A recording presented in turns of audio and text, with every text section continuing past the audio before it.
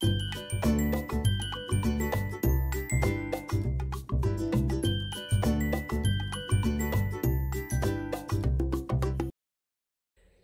Morning কাছের বন্ধু অতিথি ফ্যামিলিতে তোমাদের সবাইকে স্বাগত। তোমরা সবাই কেমন আছো? আশা করি তোমরা সবাই খুব ভালো আছো, সবাই সুস্থ আছো, আমরাও ভালো আছি।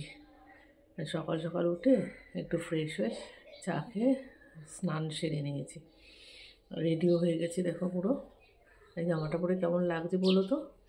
এটা ভাই দিয়েছিল বোলপুর মানে শান্তিনিকেতন থেকে এনে, তাই এটা পরিনি আগে, আজকেই পরলাম। তো যাই হোক, এখন রেডি হয়ে গেছে, এখন বেরোবো। কোথায় যাচ্ছি তোমাদের সঙ্গে পরে শেয়ার করব, আর তোমরা দেখে তো আমাকে জানিও তো তোমরা চিনতে পারো নাকি কোথায় যাচ্ছি। সবাই মিলে যাচ্ছি, খুব আনন্দ করব। চলো সঙ্গে থাকো, সবটা তোমাদের সঙ্গে শেয়ার করব। আমরা এখন বেরিয়ে পড়েছি গন্তব্যের উদ্দেশ্যে। যে দিদি আর কাকু যাচ্ছে, আর আমি রয়েছি পেছনে ভিডিও করছি, আর বাকিরা সব স্টেশনে চলে গেছে, টিকিট কেটে নেবে। চলো গিয়ে ওখানে আবার কথা বলবো। দেখো এখন নৈহাটির লোকালে উঠে পড়েছি শিয়ালদা থেকে। আর যাদবপুর থেকে যে শিয়ালদা এসে সে ট্রেনে অসম্ভব ভিড় ছিল, সেখানে ভিডিও করা সম্ভব হয়নি। দেখো এবার সবাইকে দেখাচ্ছি, সবাই বলবে, তোমরা শোনো। আমাদের যদি ফল হয় তাহলে আমরা এবার যাদবপুর থেকে উঠবো। আমরা যাদবপুর থেকে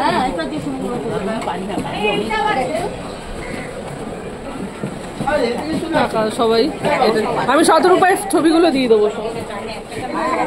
আমরা 14 জন মেম্বার যাচ্ছি,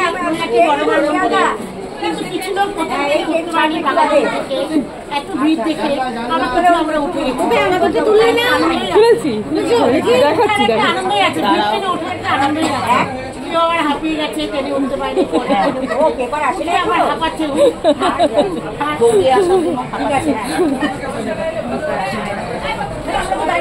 খবর আসবে দেখি।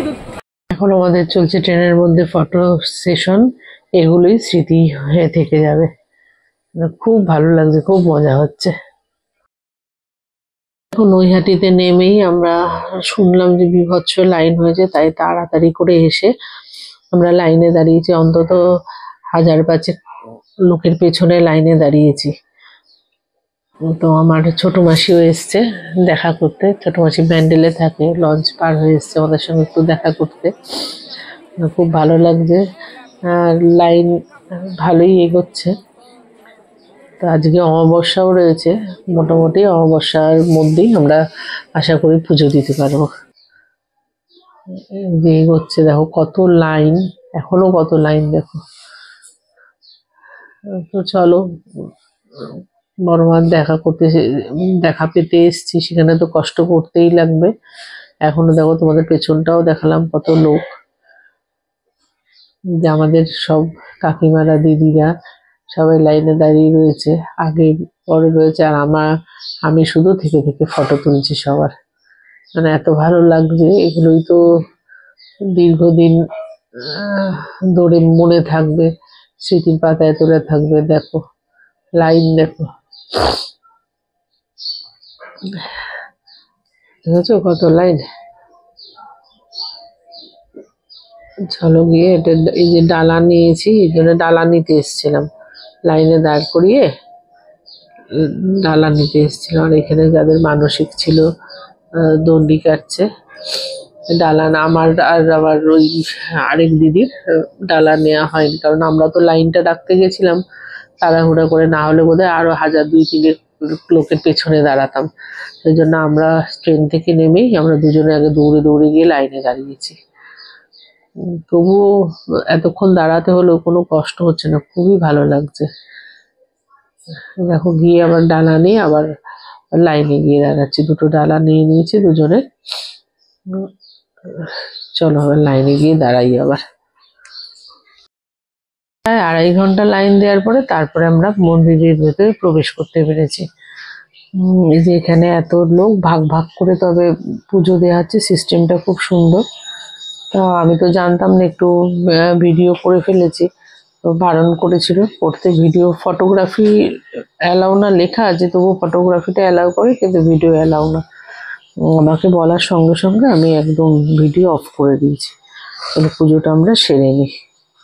দেখো মায়ের মূর্তি, তো হাতে ডালা ছিল আর এখানে ক্যামেরা ভিড়ও ছিল, সেই জন্য ভালো করে খুব ভালো করে সামনাসামনি থেকে ফটো তুলতে পারিনি।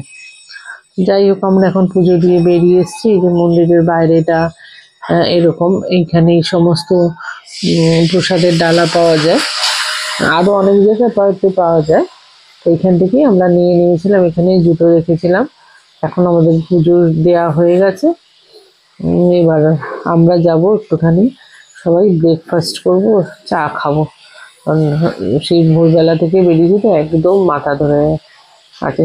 চলো দেখা যাক কোথায় বড়রা সবাই যায়, সেখান থেকেই আমরা সবাই খাবো। এই যে আমরা চলে এসেছি এখন ব্রেকফাস্ট করতে মা অন্নপূর্ণা হোটেলে। তো এখানেই ব্রেকফাস্ট করবো। এখন যদি অনেকটা বেলা হয়ে গেছে, কিন্তু ভাত খাবো না, তো দেখি অন্য কি পাওয়া যায় সেগুলোই খাবো আর চা খাবো। চলো খাওয়াটা আমরা সেরে নিই। এই যে সবাই দাঁড়িয়ে আছে অপেক্ষা করছে, ভেতরে জায়গা হলে তারপরে গিয়ে বসে ব্রেকফাস্ট করবে। ব্রেকফাস্ট সেরে চলে এসেছি আমরা লঞ্চ ঘাটে, এই দিকটা ঘুরে দেখবো, একটু লঞ্চে চড়বো বলে আমাদের গ্রুপের সবাই এগিয়ে গেছে। আমরা এখানে গেটে আটকা পড়ে গেছি, তো টিকিট কাটতে গিয়ে আমাদের এখানে ওয়েট করতে হয়েছে, মানে আটকা পড়ে গেছি। দেখো কি সুন্দর চারিদিক, কত সবুজ। পেছনে দিদি আছে আর আছে কাকু, আমরা এই তিনজনেই এখানে আটকা পড়েছি। চলো গেট খুললে তারপরে আবার লঞ্চে উঠবো গিয়ে। আমরা লঞ্চে উঠে পড়েছি, সবাই বসার জায়গাও পেয়ে গেছি। একটা সিট রেখে আমি বললাম আমি একটু ফটো তুলে নিই, এগুলোই তো স্মৃতির পাতায় লেখা থাকবে, তাই না বলো? এখনো লোক উঠছে, সেই জন্য সবার সামনে ঠিক করে ধরতে পারছি না, তার মধ্যেই যতটুকু পারছি একটু ফটো তুলে রাখছি সবার। খুবই ভালো লাগছে। দেখো যে যেখানে ইচ্ছা হয়েছে সে তখন সেখানেই বসেছে, কারণ আমরা যখন উঠি তখন একদমই প্রথম দিকে ফাঁকা ছিল লঞ্চটা, সেই জন্য খুব ভালো লাগছে। আর তার সঙ্গে সঙ্গে চলছে ফটো সেশন, সবাইকে বলছি থাকো ওগুলো ফটো তুলে রাখছি, সবাইকে আমি পরে শেয়ার করে দেবো। দেখাই তোমাদের কে কোথায় বসেছে। এই যে কাকিমারা এখানে বসেছে, পরের ওই শাড়িটায় ওখানে কাকিমা কাকুরা, অন্য কাকিমা, এক মাসি, পূর্ণিমাদি সবাই বসেছে, খুব ভালো লাগছে। সবাইকে বলছি তাকাও ফটো তোলার জন্য। এবার আমি নিজে জায়গায় বসে, এই যে আমি নিজে দিদিদের আগের রোটায় বসেছি। আমি হচ্ছি আজকের ক্যামেরাম্যান, আমি নিজে ইচ্ছা করেই তুলছি, তো সবাইকে পরে শেয়ার করে দেবো, সবার খুব ভালো লাগবে। চলো লঞ্চ থেকে নেমে গেছি, নেমে এপারে চলে এসেছি চুঁচুড়ায়। চলো দেখা যাক তারপরে আবার কোথায় যাই। দেখো আমরা না প্রথমে লঞ্চ থেকে নেমে ফিরে আবার চলে যাচ্ছিলাম, তারপরে কাকিমারা বললো আসলাম যখন ঘুরবো না, তারপর অনেক কথোপকথনের পরে ঠিক হলো এখন আগে আমরা যাব আমার মামার বাড়িতে, আমার ছোট মামার বাড়িতে, তারপরে সেখান থেকে যাব মাসির ভাইয়ের বাড়ি বা মাসিদের বাপের বাড়ি, যেটা বলার বলতে পারো। তাই জন্য সব আলাদা আলাদা করে টোটো ঠিক করা হচ্ছে। তো টোটো করে এখান থেকে একবারে আমার মামার বাড়ি যাবো, সময় লাগবে আধ ঘন্টা 40 মিনিট মতো সময় লাগবে। তো গিয়ে সবার খুব ভালো লাগবে। হ্যাঁ চুচুড়ায় আমরা সবাই নাইনটি মামার বাড়ির থেকে এগোচ্ছি, বলে দিয়েছে মামার খুব খুশি, বলে খেয়ে যেতে হয়। দিদি বলছে না খাবো না কিছু। এখানে দেখো আমরা নেমে পড়েছি, আমার মামা বাড়ি হচ্ছে মগরা, বাগাটি কলেজের একদম পাশে। এখানে কি আর নিয়ে যাবে, কেউ খালি হাতে যাবে না, মামারা মিষ্টি খায় না, সেই জন্য এখান থেকে ফল নিয়ে নিচ্ছে সবাই, যে ফল নিয়ে যাবে। চলো তোমাদেরকেও দেখাবো। অনেকদিন বাদে আসলাম, আমিও খুব আপ্লুত আসতে পেরে। ছোটবেলার অনেক স্মৃতি আছে, ভীষণ ভালো লাগার জায়গা।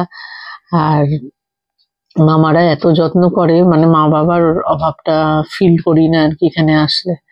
এই যে সবাই চলে এসেছি, এই মামার ঘরে বসে আছি। এই যে এটা আমার মামি, সবাই বসেছে।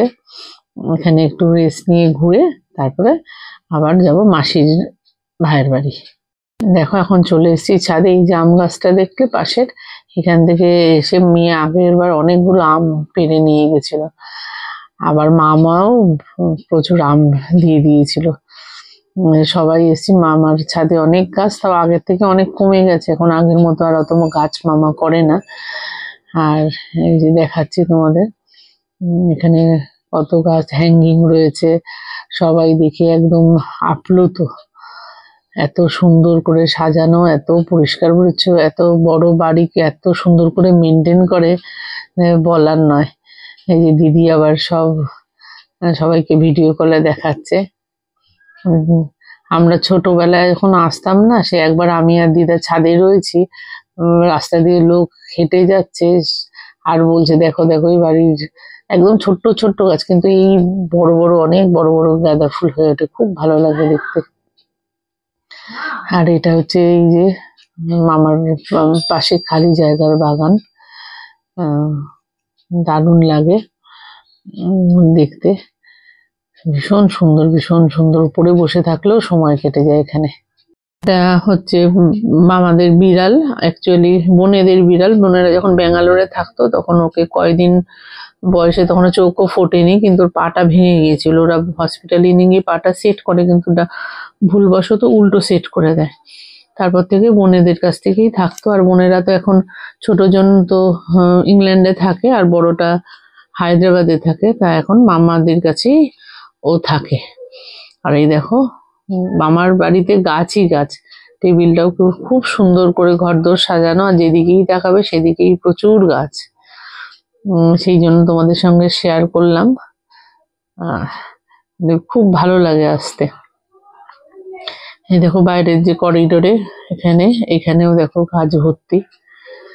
আর এত সুন্দর করে মেনটেন করে, এত বড় বাড়ি যে কোথাও কোনো রকম ধুলো, কোনো রকম অগোছালো কিচ্ছু পাবে না, এত সুন্দর করে গোছানো। চলো এবার আমরা এখান থেকে বেরিয়ে যাব মাসির ভাইয়ের বাড়িতে। মামা এখান থেকে আবার টোটো ঠিক করে দিল। আমরা টোটো করে করে 3টে টোটোতে ভাগাভাগি করে সবাই যাচ্ছি। আমরা 14 জন আছি। তো খুব ভালো লাগছে। এই আমরা এই টোটোতে আছে আমি, দিদি, পূর্ণিমা দি আর কাকু।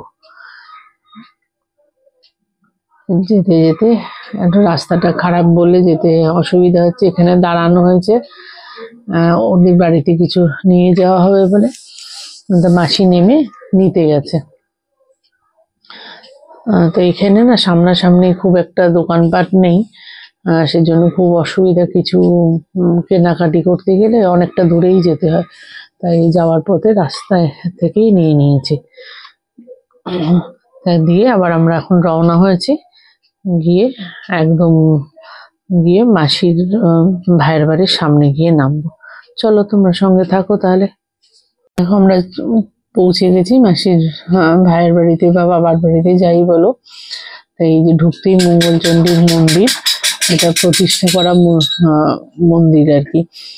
এখানে রোজের নিত্য পুজোও হয়, আর বছরে একবার করে বড় পুজো হয়। আর দেখো কত গাছ, খুব সুন্দর, প্রচুর গাছ, প্রচুর জায়গা নিয়ে বাড়ি, খুব ভালো লাগছে। দেখো রঙ্গন ফুল গাছে ভরে রয়েছে একদম, ঢুকতেই দুপাশে দুটো রঙ্গন ফুল। আর জবা গাছটা দেখো কত বড়, প্রচুর গাছ আছে।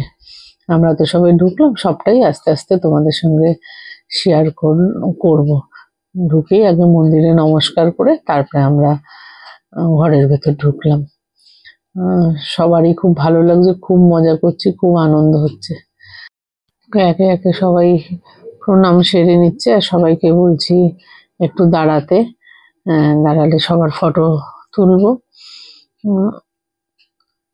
তো সব জায়গার ফটো তুলে রাখছি, সেটাই স্মৃতি হয়ে থাকবে।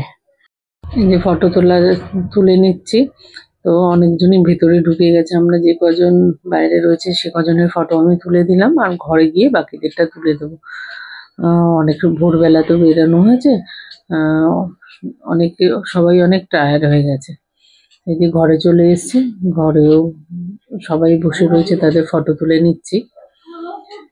আমরা ছাদে চলে যাচ্ছি, মা বাবুর ছাদে নিয়ে যাচ্ছে। ছাদে ছাদ দেখাতে, আর ছাদ থেকে সবটা দেখাও যাবে। আমরা এখন ছাদে উঠছি। ছাদে উঠতেই এই যে একটা বড় এখানে ঘর করছে, সেটা বললো মামা আমাদের। একদম পোক্ত করে খুব বড় ঘর করছে। দেখো কি সুন্দর, চারিদিক সবুজই সবুজ, আকাশটাও দেখো কি সুন্দর হয়ে আছে। আজকে একদমই মেঘলা ছিল সারাদিন, খুব একটা বেশি সকালের দিকে ছিল, তারপরে খুব একটা বেশি রোদ পায়নি। দেখো কত গাছ, টবে গাঁদা গাছ লাগিয়েছে সব, যে ফুলও হয়ে আছে। আর যেখানে পুকুরটা দেখতে পাচ্ছ, এটা মামাদেরই পুকুর।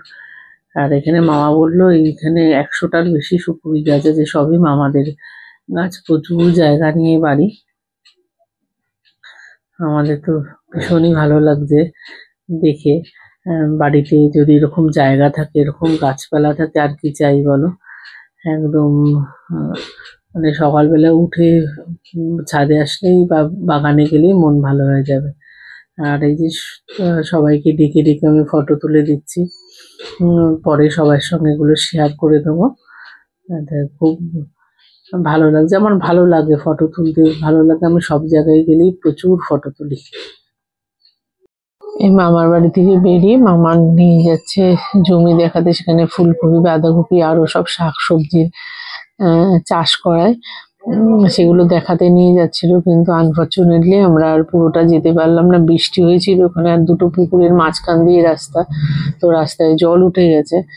সে রাস্তাটা নিচু, সেই জন্য আর পুরোটা গিয়ে দেখা হলো না। এই বাগানের মধ্যে দিয়ে যাওয়া ভীষণই ভালো লাগছে, ভালো লেগেছে আর কি যেতে। দেখো এখানে কি সুন্দর সুন্দর করে সারি সারি করে কলা গাছ, তারপরে সুপারি গাছ, প্রচুর আম গাছ, যেগুলো প্রচুর আম গাছ রয়েছে। তো একদম মানে দারুণ লাগছে। যতটা বলবো, যতটা আনন্দ করেছি, যতটা ভালো লাগা, যতটাই কম বলা হবে।